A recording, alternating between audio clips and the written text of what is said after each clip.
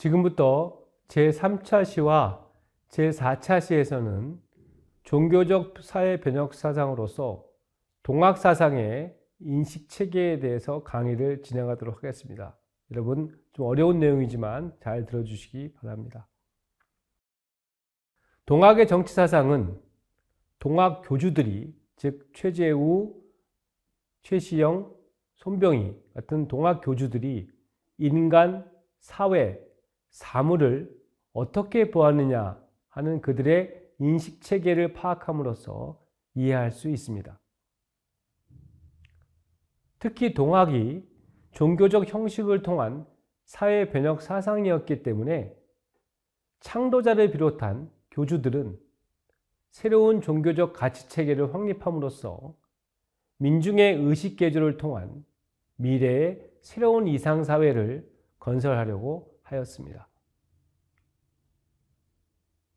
그들 교주들이 꿈꾸었던 이상사회는 유교주의적인 신분적 차별을 타파하려는 사회 개조였기 때문에 교주들의 인간 및 사물에 대한 가치관이 어떠했느냐를 파악하는 일은 동학사상의 궁극적 지향점을 이해하는 데 매우 중요합니다.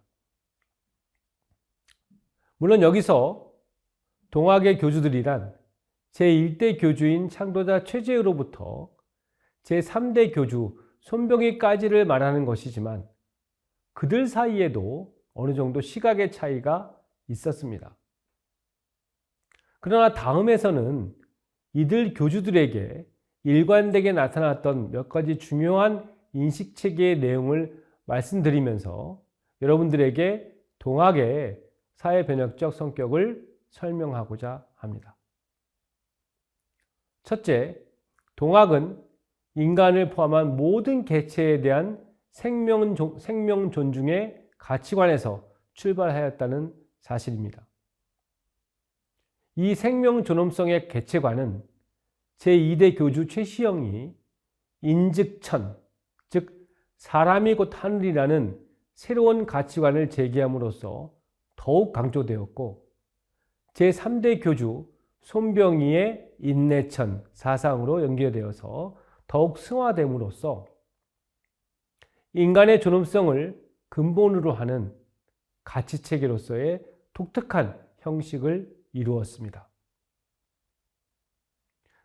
특히 제2대 교주 최시영의 포교 활동은 사람과 사물, 특히 생물에 대하여 차별을 두지 않는 참된 생명 존중의 가치관으로부터 출발하였습니다. 이에 대해서 최시영은 다음과 같이 얘기했습니다.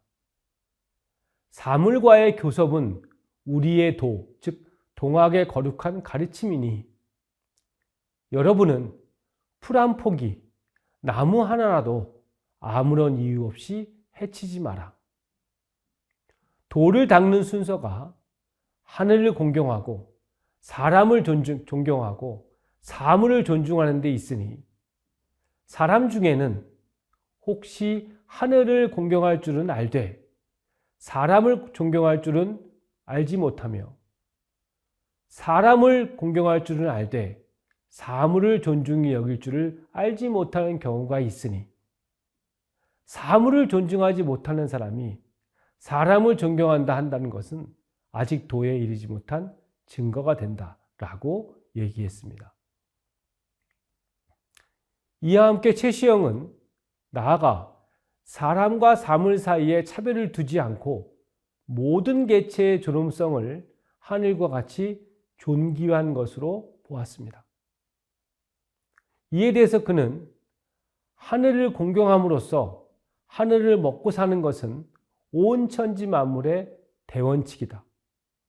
모든 사물이 나의 동포이며 모든 사물들이 또한 하늘의 표현이고 사물을 공경함은 하늘을 공경함이며 하늘을 부양하는 것이니 이는 조물주가 사물과 더불어 편하고 움직이는 것이다.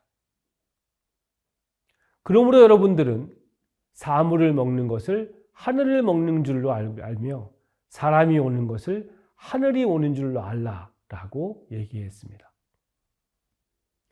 이러한 최시영의 언급은 사람과 사물이 곧 하늘과 같이 존귀한 존재임을 말한 것이며 사람이 곧 하늘임을 주장함으로써 개체로서의 모든 개개인을 존귀한 하늘로까지 승화시킨 것을 의미하는 것입니다. 이와 같은 천, 즉 하늘에 대한 새로운 개념 정의는 하늘에 죄를 지으면 기도할 데가 없다 라고 얘기한 공자의 결정의지의 하늘과는 판이한 것입니다. 공자에게 있어서 하늘은 인간 개체의 모든 일을 결정해주는 절대의지의 존재이므로 개인은 이러한 하늘의 뜻에 순종해야 하는 개체에 불과한 것입니다. 구체적으로 유학사상에서 천리, 즉 하늘의 법칙 또는 천명이라고 하는 하늘의 명령이라고 할 때 그 하늘은 모든 개체의 존엄성이 하늘의 위력에 의하여 무의미하게 되고 단지 하늘의 아들, 즉 제왕의 권위만이 절대권을 지니게 마련인 것입니다. 따라서 유학사상에서 인간 이외의 개개사물로서의 사물 개체는 사람의 종속물에 지나지 않기 때문에 사람과 사물 사이에는 차별이 없다는 생명 존중의 사랑이란 생각할 수 없는 것입니다. 이 점에서 특히 논어에 나오는데요. 마구간이 불에 탔다는 말을 듣고 사람이 다쳤냐고만 묻고 말의 생사에 대해서 묻지 않았던 공자의 태도는 인간의 우월성만을 강조하는 인간 중심적이고 차별적인 인애에 지나지 않는다는 비판을 받아왔던 것입니다. 이와 함께 모든 만물 개체의 존엄성을 뜻하는 동학에서의 하늘은 서교, 즉 천주교의 하늘처럼 모든 개체, 즉 만물을 유일신인 하늘의 피조물로 보아서 일체의 개체가 하늘, 즉 하나님의 섭리에 흡수되어 파묻히게 마련인 절대 권능자로서의 하나님과도 전혀 다른 개념이라고 할 수 있을 것입니다. 이와 같이 사람과 다른 생물 사이에 차별을 두지 않는 동학의 개체관은 유학사상이나 천주교를 비롯한 서교 또는 서학사상에서는 찾아보기 어려운 것입니다.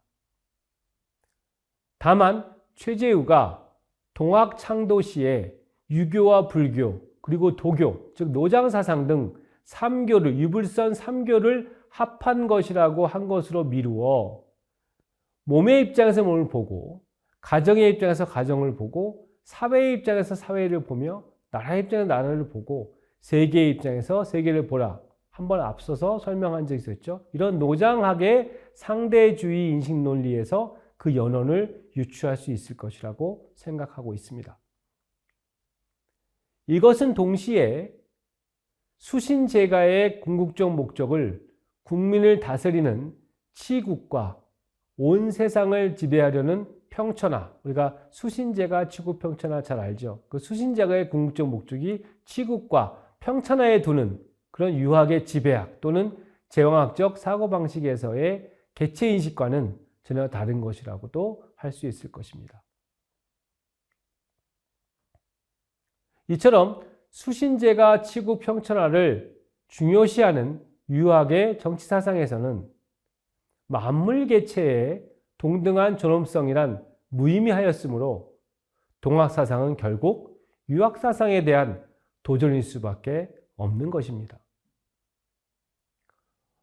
결론적으로 동학사상의 이론적 근거가 되는 인신론으로서 최재우의 내 마음이 곧 너의 마음이라는 즉 오심즉 여심이라고 하는 것으로부터 출발해서 최시영의 사람이 곧 하늘이라는 인직천으로 그리고 다시 손병희의 인내천 사상으로의 승화 과정을 통해서 형성된 동학의 인간 존엄성 사상은 바로 모든 개체의 생명에 대한 존엄성에 최고의 가치 비중을 두는 진정한 생명 존중의 개체관이라고 할 수 있을 것입니다. 이상으로 제3차 시를 마치도록 하겠습니다. 동학사상 인신론의 내용에 대해서는 제4차 시에서도 계속해서 설명하도록 하겠습니다. 감사합니다.